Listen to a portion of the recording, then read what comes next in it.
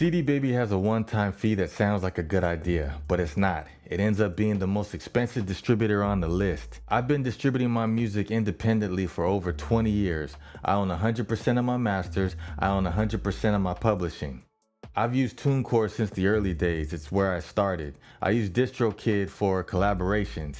And I've watched CD Baby take money out of people's pockets without them even knowing. Let's do the math. We'll keep it simple. Let's say you made $1,000 for the year off of streaming. CD Baby is $14.99 and 9%. TuneCore is 25 to 45. DistroKid is around 25. So CD Baby seems like it's the cheapest, but trust me, that 9% hurts. That 9% might not hurt if you're not over a certain threshold, but once you start actually earning and your streams start growing, that 9% turns into a lot. Starting at $1,000, like I said, that's $90.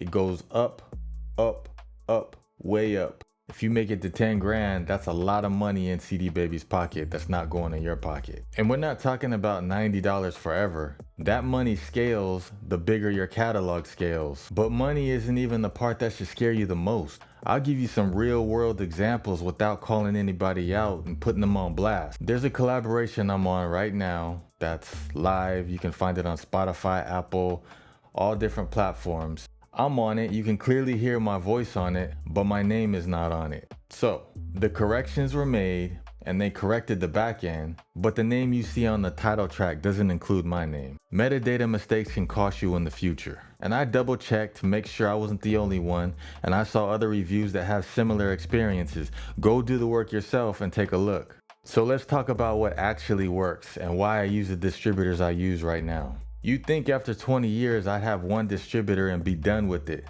but I don't, and there's a reason for that. I've been with TuneCore since the beginning, and I've stayed with them because they earned it. The stats are clean, their reports make sense, the paperwork is in order. When I need to pull charts and verify data, everything is there, clean cut, easy. More importantly, they've always paid on time, and releasing music has been easy as well. That's the foundation, and when the business side is taken care of, you can focus on music. My only complaint, and this goes for most distributors, is customer service, and getting a hold of somebody is not as easy as it used to be.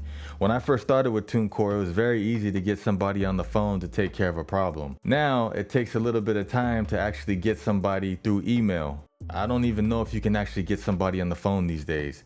But sometimes there's complicated issues, like if I want to release a compilation and there's multiple artists on that compilation, you need somebody to help you navigate through that. So that would be my only actual complaint with TuneCore. But if you're a regular independent artist releasing music on your own, there's no friction with TuneCore. It's easy, set, go. Get back to making music. I use DistroKid because the collaborations I'm on, or at least some of them, use DistroKid. So in order to get your splits, you have to have a DistroKid account also. I use DistroKid because most of the collaborators I use DistroKid. So in order for you to get your splits, you have to have a DistroKid account as well. Then once you sign up for that, you get the splits, it's done. I don't use DistroKid personally for my own music because their interface is a bit messy, the reports I don't like, and they have extra fees for stuff that's already included in TuneCore. Your choice, do what you want, but I don't use them personally because I don't like the friction of navigating through their interface and also the extra add-ons. It ends up costing more than a TuneCore account. If you're doing collaborations with a DistroKid artist or somebody on DistroKid, it's $25 to sign up.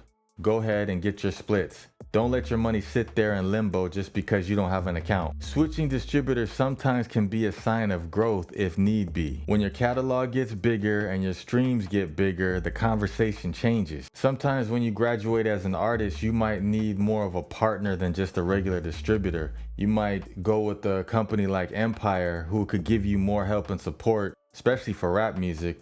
Or if you're doing reggae or island music, you could go over to Precise Digital out of New Zealand, who I personally use if you need that type of assistance. The point is that none of these are forever. You switch accordingly on which one suits your needs. At the end of the day, these distributors are your business partners, so treat them accordingly. Messy? Not good. Clean? Good. Choose it like it matters. Over 25 years in this music game, and the one thing that I keep coming back to is friction destroys momentum. Now, if you want to find out how independent artists leave real money on the table, watch the next video about sound exchange. Like, subscribe, and leave a comment on which distributor you use and why.